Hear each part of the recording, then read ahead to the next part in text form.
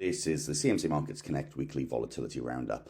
The last 7 days have been dominated by a significant shift in market volatility, with price action notably pivoting away from Russia's ongoing military campaign in Ukraine and instead focusing very much on the Chinese market. There are two key drivers in play here. Concerns that the SEC will seek some China-US dual listing stocks to be removed from US indices, whilst on Wednesday, policymakers in Beijing suggested that stimulus via monetary policy could be deployed in a bid to boost the domestic economy, something which quickly served to erase those earlier losses. As a result, Pinduoduo, the agriculture-focused technology platform, saw its underlying price jump around 70% earlier in the week, driving daily vol as high as 776% on Wednesday, against a monthly print of 333.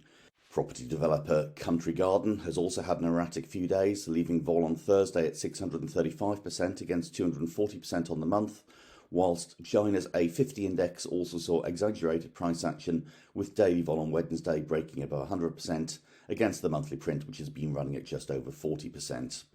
Over to fiat currencies. There's again been a complete shift in momentum here. The ruble is no longer seen as tradable, but price action on those Eastern European mainstays like the zloty and forint has also dried up too. That prospect of policy stimulus in China was seen as driving some price action on the tightly controlled dollar yuan, with daily vol here pushing out to 9% against a monthly print of around 4%, whilst the unexpected reaction by sterling to the wholly anticipated rate hike by the Bank of England also drove interest in the pound.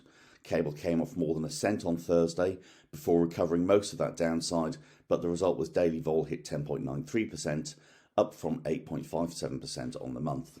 Finally, with commodities, lumber is back in focus here after very heavy selling on Tuesday, saw the underlying price plummet around 20%. That lifted daily vol to around 300%, up from the 200% monthly print.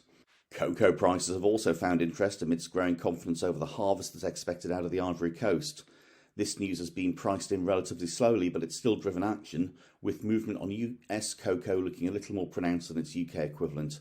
Tuesday's one-day vol on the US cash contract sat at 66%, up from 44% on the month, although activity remained elevated throughout the week.